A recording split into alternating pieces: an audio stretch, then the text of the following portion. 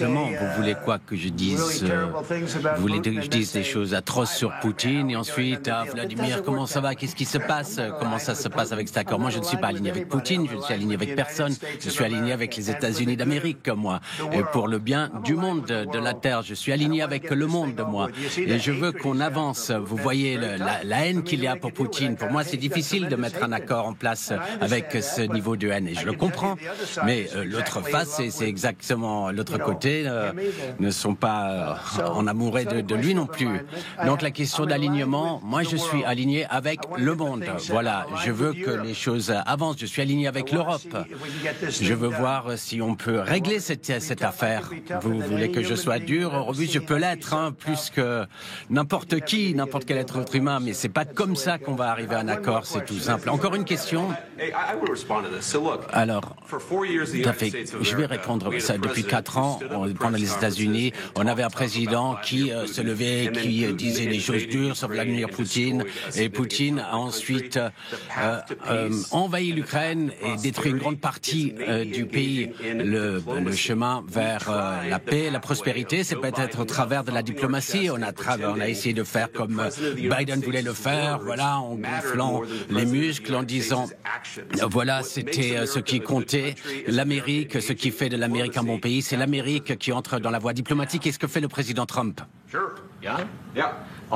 peux réagir.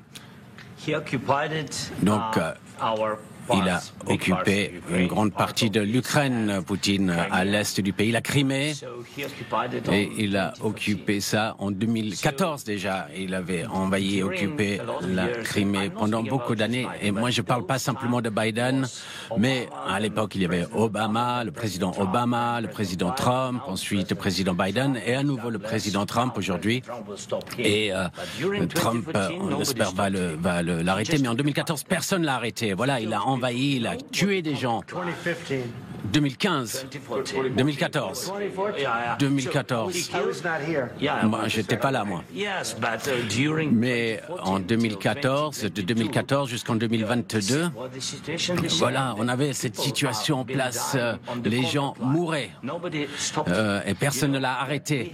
Vous le savez, nous, on a eu des conversations avec Poutine, beaucoup de conversations, on a eu des débats et on a signé, moi personnellement, avec en tant que nouveau président en 2019, j'ai signé un accord.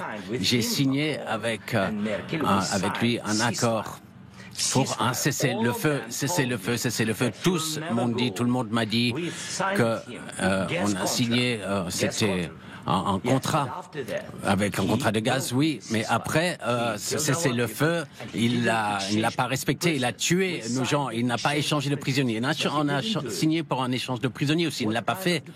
Donc, de quelle diplomatie est-on parle? Qu'est-ce que les États-Unis peuvent faire? Qu'est-ce que vous voulez dire? Je parle de la diplomatie qui va mettre fin à la destruction de votre pays. Monsieur le Président, avec tout le respect que je vous dois, vous manquez de respect de venir dans le bureau ovale et dire cela devant les médias américains. Maintenant, vous êtes en train de forcer des conscrits sur le front parce que vous avez des problèmes de personnel. Vous devrez être content que le président entre dans ce conflit. Est-ce que vous êtes venu en Ukraine? Est-ce que vous connaissez la situation? Eh bien, moi, j'ai vu ce qu'on montre dans les médias. Et voilà, vous amenez des gens, vous faites des tours de propagande. Est-ce que vous n'êtes pas d'accord que vous avez des problèmes, que vos militaires ont des problèmes, que vous n'avez pas assez de monde? Et vous manquez de respect de venir dans le bureau ovale et d'attaquer l'administration qui essaye de prévenir la destruction de votre pays. Alors, il y a beaucoup de questions là. En commençant depuis le début, tout d'abord, pendant la guerre, tout le monde a des soucis, tout le monde a des problèmes, même vous. Mais vous avez un océan, mais vous ne le ressentez pas maintenant. Mais vous allez le ressentir à l'avenir. Non, ne dites pas ce qu'on va ressentir. On essaye de résoudre un problème. Ne nous dites pas, n'essayez pas de nous dire ce que nous allons ressentir. Il faut que ce soit clair, il faut se souvenir de cela. Vous n'êtes pas dans une position de dicter quoi que ce soit que nous puissions ressentir. Nous allons nous sentir très bien. On va se sentir très bien, très fort. Non, actuellement, vous n'êtes pas dans une bonne position. L'Ukraine est dans une mauvaise position et vous l'avez permis ça d'arriver. Depuis, vous n'êtes pas dans une bonne position. l'opposition. Vous n'avez pas le contrat maintenant. Avec nous, vous allez maintenant... Vous êtes en train de parier avec la vie de millions de personnes. Vous jouez avec la guerre mondiale, la troisième guerre mondiale. Ce que vous faites, c'est un manque de respect. C'est un manque de respect à ce pays, cette nation.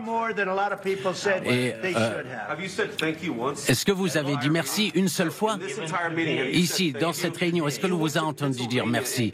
Vous êtes allé en Pennsylvanie et faire campagne pour l'opposition en octobre et vous devez apprécier ce que nous faisons. Le président tente de sauver votre pays.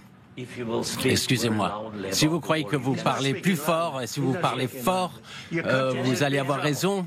Quand vous parlez de la guerre en Ukraine, il ne parle pas fort. Votre pays a des gros problèmes. Et vous n'êtes pas en train de gagner, vous n'êtes pas en train de vaincre.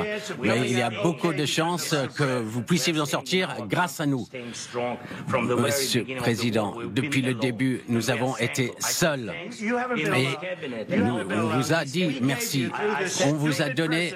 Avec le président stupide, on vous a donné 350 milliards de dollars. On vous a donné des équipements et du matériel militaire. Vous vous êtes servi de notre équipement. Si vous n'aviez pas notre équipement militaire,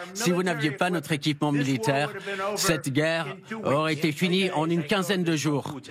Oui, d'accord, en 3 jours. Voilà, ça c'est en 2 semaines. Ok, bien sûr, c'est ça. Ça va être difficile. Ça va être difficile d'arriver à un accord comme ça. J'ai dit merci beaucoup de fois. Monsieur Vance.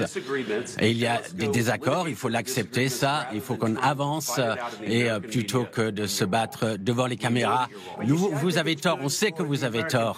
Moi, je crois que c'est bon que la population américaine voit ce qui se passe, c'est important. C'est pour ça que je continue cette discussion et ces échanges. Vous devez être reconnaissant.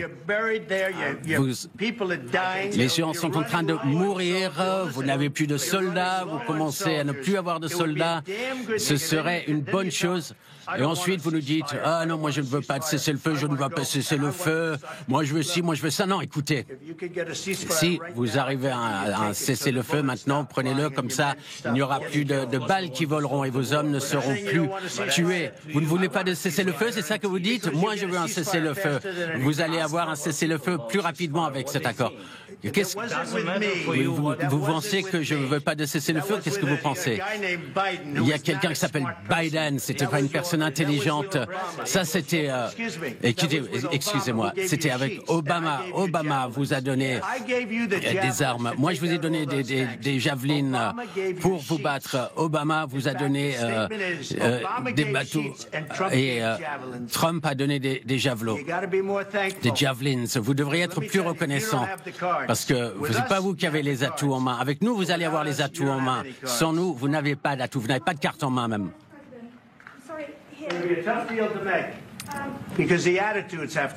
Et les attitudes doivent changer ici.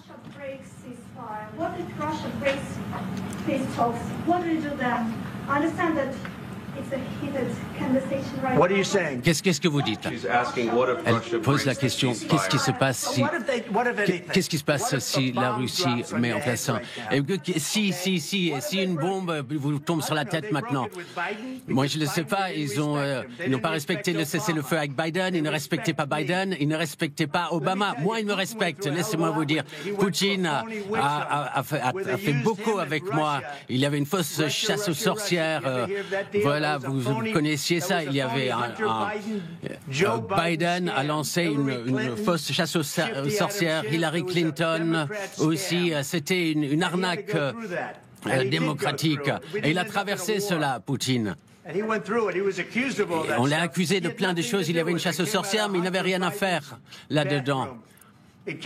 C'est sorti de la salle de bain de Biden, de la chambre à coucher de Hunter Biden. Et ensuite, on a dit, ah voilà, il y a ce laptop d'enfer a été fait par la Russie. C'était une arnaque. Et il a supporté ça. On l'accusait de tout cela, de toutes ces choses. Moi, tout ce que je puis dire, c'est cela. Peut-être qu'il n'a pas respecté des accords avec Obama, avec Bush, et peut-être avec Biden. Peut-être il l'a fait, je ne sais pas. Moi, je ne sais pas ce qui est arrivé. Mais avec avec moi, il n'a pas brisé les accords. Il veut qu'on arrive à un accord, je ne sais pas si on va pouvoir le faire. Le problème actuellement, c'est que moi, voilà, je vous ai donné la possibilité de faire le dur. Et sans les États-Unis, vous ne seriez pas un dur. Vos gens sont très courageux, mais soit il faut qu'on arrive à un accord, ou nous on se retire. Et si nous on se retire, vous allez voir ce qui va se passer. Et ça, je ne crois pas que ça va être joli pour vous. Mais voilà, vous pouvez continuer à combattre, mais vous n'avez pas les cartes en main. Mais une fois qu'on aura signé cet accord, vous serez dans une bien meilleure position. Mais vous n'agissez pas en tant que personne reconnaissante. Et ça, ce n'est pas gentil. Ce n'est pas gentil du tout. Voilà. Et je crois qu'on en a assez entendu, assez vu. Qu'est-ce que vous en pensez? Là, ça va faire de bonnes images, ça c'est sûr. Hein, ça va être spectaculaire lorsqu'on va voir ça sur nos écrans. On va voir ce qui se passe.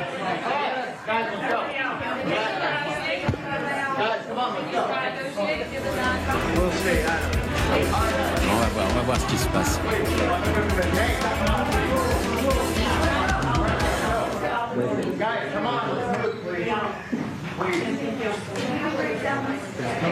Merci d'avoir regardé cette vidéo ou d'avoir écouté ce podcast. Abonne-toi pour plus de contenu.